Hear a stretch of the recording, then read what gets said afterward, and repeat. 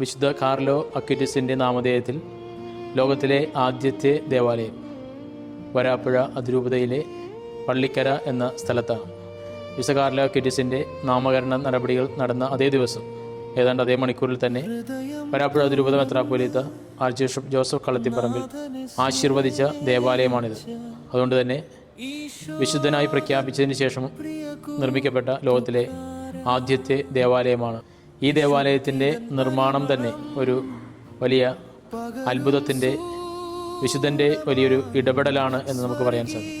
കാരണം ചുരുങ്ങിയ മാസങ്ങൾ കൊണ്ട് പണി പൂർത്തീകരിച്ചൊരു ദേവാലയമാണിത്.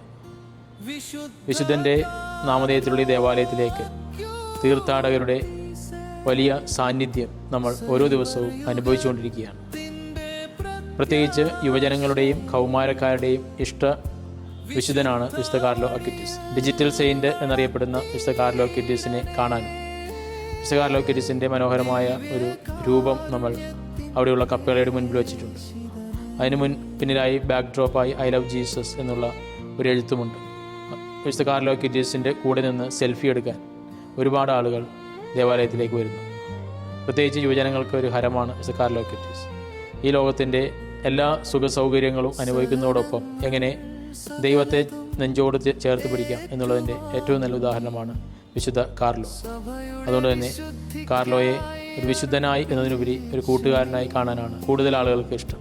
അമ്മമാർ കാർലോയെ വിളിക്കുന്നത് മോനെ കാർലോ എന്നാണ്.